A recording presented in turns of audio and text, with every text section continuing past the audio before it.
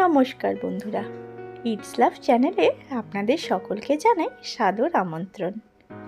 আজকে আপনাদের জন্য নিয়ে এসেছি লুচি, রুটি, পরোটা, ফ্রাইড রাইস কিংবা পোলাওয়ের সঙ্গে খাওয়ার জন্য নিরামিষ কাশ্মীরি আলুর দমের রেসিপি। চলুন তাহলে দেখে নিই কী করে তৈরি করেছি কাশ্মীরি আলুর দম। কাশ্মীরি আলুর দম তৈরি করার জন্য এখানে আমি আলু নিয়ে নিয়েছি, একটু বড় বড় সাইজের কিন্তু আলু নিয়ে নিয়েছি, ভালো করে ধুয়ে খোসা ছাড়িয়ে নিয়েছি। এখানে আমি কয়েকটা মশলা তৈরি করব। তার জন্য প্রথমে মশলাটা যেটা তৈরি করব সেটা দিয়ে এখানে নিয়ে নিয়েছি আদা, কাঁচা লঙ্কা আর টমেটো, একটা টমেটো। এইটা দিয়ে আমি কিন্তু প্রথমে একটা পেস্ট তৈরি করে নেব। আরও একটা মশলার পেস্ট তৈরি করব, সেটার জন্য নিয়ে নিয়েছি 1 চামচ পরিমাণ চার মগজ, বা এটাকে অনেকে তরমুজের দানাও বলা হয়, আর 7-8টা কাজু বাদাম।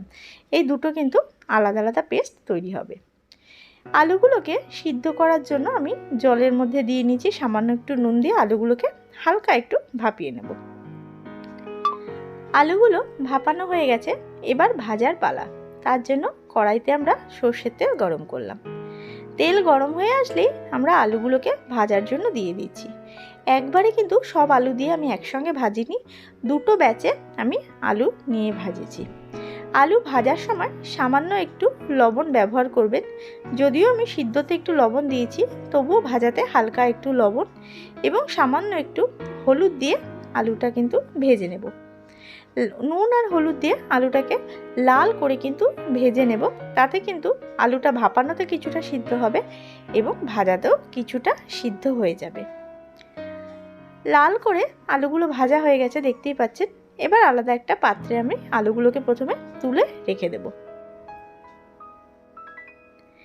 এবার আমরা আরও একটা মশলা তৈরি করব। তার জন্য গ্যাসটাকে একদম লোতে রেখে আমি 2টো এলাচ, 1 টুকরো দারচিনি, 4খানা লবঙ্গ, এখানে 7-8টা গোলমরিচ দিয়ে হালকা একটু এটাকে রোস্ট করে নেব।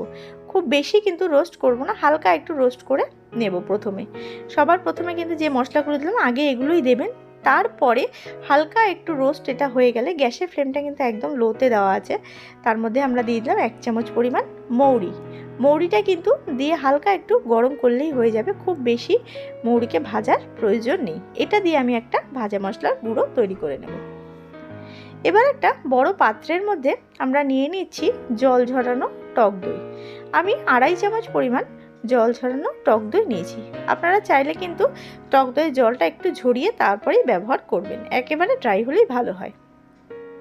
এর মধ্যে কিছু গুঁড়ো মশলা দিয়ে দেবো। তার জন্য প্রথমেই দিলাম পরিমাণ মতো লবণ, তার মধ্যে দিচ্ছি সামান্য একটু হলুদ গুঁড়ো, দিয়ে দিলাম জিরের গুঁড়ো, ছোটো চা চামচের 1 চামচ জিরের গুঁড়ো, 1 চামচ দিয়ে দিচ্ছি ধনের গুঁড়ো। এবার দিয়ে দিলাম আমরা 1 চামচ ছোটো চামচের ধনের গুঁড়ো, দিয়ে দিচ্ছি সামান্য একটু কাশ্মীরি লঙ্কার গুঁড়ো।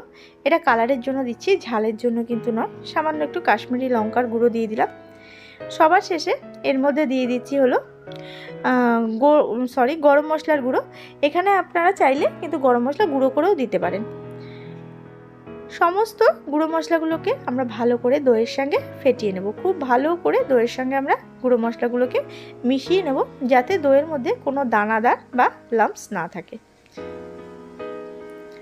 দেখতেই পাচ্ছেন দইটাকে খুব ভালো করে কিন্তু আমি একদম মোলায়েম করে ফেটিয়ে নিয়েছি। এবার আমরা এর মধ্যে ভেজে রাখা আলুগুলো দিয়ে দেব। ভেজে রাখা সম্পূর্ণ আলুগুলো এর মধ্যে দিয়ে আমরা যে মশলাটা তৈরি করেছি দইয়ের মিশ্রণটা, এর সঙ্গে আলুগুলোকে খুব ভালো করে মিশিয়ে নেব। আলুগুলো কিন্তু গরম গরম অবস্থাতেই এই মিশ্রণের সঙ্গে বা পেস্টের সঙ্গে মাখাবেন। ঠান্ডা হয়ে গেলে কিন্তু ততটা ভেতরে যে আলুর যে অ্যাবজর্ব দইয়ের জিনিসটা সেটা কিন্তু ঢুকবে না। খুব ভালো করে আমরা আলুটাকে মাখিয়ে নেব এই দইয়ের সাথে। দিয়ে একটা প্লেট দিয়ে ঢাকা দিয়ে 10 মিনিটের জন্য রেখে দিলাম। যে কড়াইতে বা যে তেলের মধ্যে আলুটা ভেজেছি সের মধ্যেই দিয়ে দিলাম সাদা জিরে ফোড়নে। জিরেটা হালকা একটু ভেজে নেব। জিরেটা একটু হালকা লাল হলে তারপরে যে আদা, টমেটো এবং কাঁচা লঙ্কার পেস্টটা দিয়েছি, সবার প্রথমে আমরা সেই পেস্টটা ঢেলে দেব। দেখতেই পাচ্ছেন আদা টমেটোর যে পেস্টটা রয়েছে সেইটা আমরা প্রথমে দিয়ে দিলাম। এবার আমরা এটাকে একটুখানি সামান্য একটু নাড়াচাড়া করে হালকা একটু ভেজে নেব, কারণ এর মধ্যে কিন্তু সামান্য জলও রয়েছে। টমেটোর থেকে যে জলটা বেরিয়েছে সেই জলটাই কিন্তু এর মধ্যে রয়েছে এখনও। সামান্য একটু কিছুক্ষণ নাড়াচাড়া করে এর মধ্যে আমরা একে একে মশলা দিয়ে দেবো। গুঁড়ো মশলা দিয়ে দিলাম, স্বাদ অনুযায়ী লবণ দিয়ে দিচ্ছি, সামান্য জিরের গুঁড়ো, দেখতেই পাচ্ছেন জিরের গুঁড়ো। এবার দিয়ে দিলাম পরিমাণ মতো হলুদ, আর দিয়ে দিচ্ছি সামান্য একটু কাশ্মীরি লঙ্কার গুঁড়ো। কাশ্মীরি লঙ্কার গুঁড়োটা কিন্তু আমি এখানে রঙের জন্যই ব্যবহার করছি। কাশ্মীরি আলুর দম কিন্তু খুব বেশি সেরকম ঝাল হয় না, কালারটাই কিন্তু দেখতে সুন্দর হয়। সমস্ত মশলাকে খুব ভালো করে আমরা এবার কষিয়ে নেব। মিনিট 3-4 ভালো করে কষিয়ে নিয়ে তেল উঠে গেছে। এবার আমরা যে কাজু বাদাম এবং চারমগজের যে পেস্টটা তৈরি করেছিলাম সেইটা দিয়ে দেবো। মনে রাখবেন, কাজু বাদাম আর চারমগজের পেস্টটা দেওয়ার পর কিন্তু গ্যাসের ফ্লেমটা একদম লো টু মিডিয়াম রেখেই আপনারা কষাবেন, না হলে কিন্তু কাজু বাদাম বা এই বাদামের যে কোনো পেস্ট প্রচণ্ড গায়ে ছিটকায়। মিনিট 3-4 একদম লো ফ্লেমে ভালো করে কষিয়ে নিয়েছি, দেখছেন তেল উঠে গেছে সম্পূর্ণ। এবার ম্যারিনেট করা আলুগুলো আমরা এর মধ্যে দিয়ে দিলাম। আমরা 10 মিনিট মতো কিন্তু আলুটাকে ম্যারিনেশনে রেখে দিয়েছিলাম। এবার সেই মশলার যেটা রয়েছে কড়াইতে তার সাথে আলুগুলোকে খুব ভালো করে আমরা এবার মিশিয়ে নেব। আলুগুলো কিন্তু মোটামুটি কুক হয়েই রয়েছে, তাও যদি মনে হয় তাহলে কিন্তু ঢাকা দিয়ে আপনারা রান্না করতে পারেন।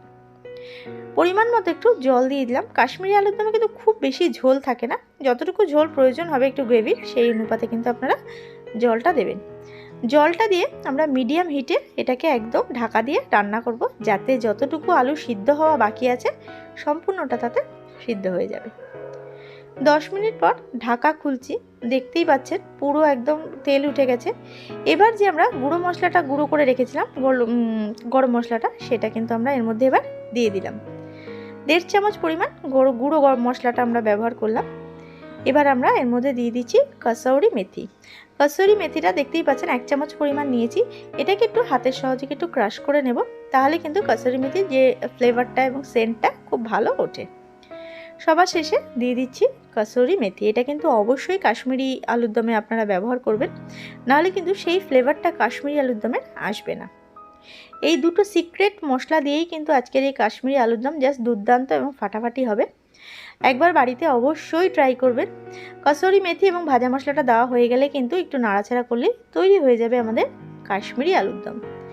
কেবলমাত্র শীতকাল কেন, গরমকালেও এই কাশ্মীরি আলুর দম যে কোনো অনুষ্ঠানে বা বাড়িতে সাধারণ দিনেও তৈরি করে জাস্ট সবাইকে তাক লাগিয়ে দিতে পারেন। পরোটা, রুটি, লুচি, ফ্রাইড রাইস, পোলাও সকলের সঙ্গেই কিন্তু এই কাশ্মীরি আলুর দমটা খুব ভালো খেতে লাগে। আজকের এই কাশ্মীরি আলুর দমের রেসিপি আপনাদের কীরকম লাগলো অবশ্যই আমাকে কমেন্ট করে জানাবেন। যদি ভালো লাগে তাহলে লাইক, শেয়ার এবং সাবস্ক্রাইব করে পাশে থাকার অনুরোধ রাখলাম। আবারও দেখা হবে নতুন কোনো দিনে নতুন কোনো ভিডিওতে। ততক্ষণের জন্য সকল বন্ধুরা ভালো থাকবেন এবং সুস্থ থাকবেন। ধন্যবাদ।